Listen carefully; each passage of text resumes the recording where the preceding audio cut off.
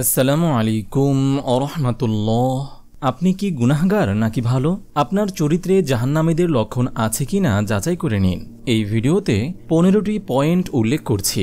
তা হলো নম্বর 1, রাসূল সাল্লাল্লাহু আলাইহি ওয়াসাল্লাম বলেছেন, মুমিন কখনো দোষারোপকারী হয় না, অভিসম্পাত করে না, অশ্লীল কাজ করে না এবং কটুভাষীও হয় না। তিরমিজি হাদিস নম্বর 1977।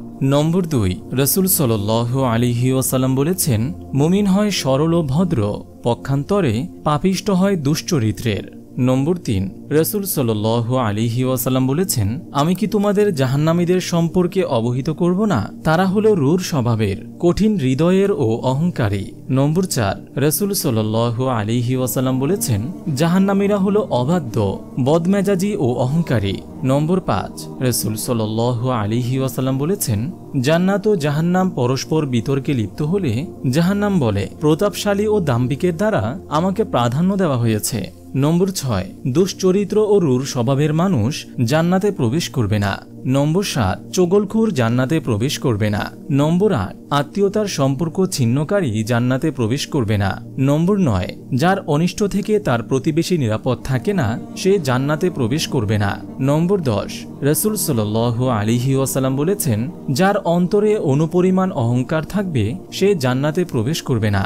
নম্বর 11, রাসূল সাল্লাল্লাহু আলাইহি ওয়াসাল্লাম বলেছেন, 3 ব্যক্তির সাথে কিয়ামতের দিন আল্লাহ তাআলা কথা বলবেন না, তাদের পবিত্র করবেন না, তাদের প্রতি তাকাবেনও না, আর তাদের জন্য রয়েছে কঠোর শাস্তি। তারা হলো বৃদ্ধ জেনাকারী, মিথ্যাবাদী বাদশাহ ও অহংকারী দরিদ্র ব্যক্তি।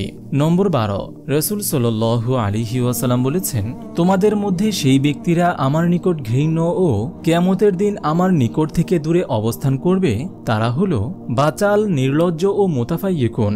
সাহাবীগণ বললেন, বাচাল ও নির্লজ্জ তো বুঝলাম, কিন্তু মুতাফাইয়িকুন কারা হে আল্লাহর রাসূল? তিনি বলেন, অহংকারীরা। নম্বর 13, রাসূল সাল্লাল্লাহু আলাইহি ওয়াসাল্লাম বলেছেন, কিয়ামতের দিন আল্লাহর কাছে ওই ব্যক্তি নিকৃষ্ট স্তরের বলে গণ্য হবে যাকে লোকজন তার দুর্ব্যবহারের জন্য পরিত্যাগ করে।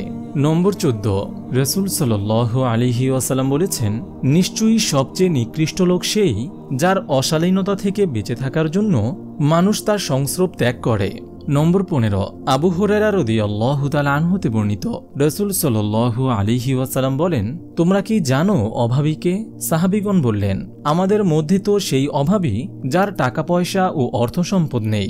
রাসূল সাল্লাল্লাহু আলাইহি ওয়াসাল্লাম বলেন, কিয়ামতের দিন আমার উম্মতের মধ্যে সেই সবচেয়ে বেশি অভাবী হবে যে দুনিয়াতে সালাত, সিয়াম, যাকাত আদায় করে আসবে এবং সাথে সাথে সেই লোকেরাও আসবে কাউকে সে গালি দিয়েছে, কাউকে অপবাদ দিয়েছে, কারো মাল সম্পদ আত্মসাৎ করেছে, কাউকে হত্যা করেছে। আপনি যদি এরকম ভিডিও আরও পেতে চান তাহলে এই চ্যানেলটি সাবস্ক্রাইব করে পাশে রাখা বেল আইকনটি অন করে দিন।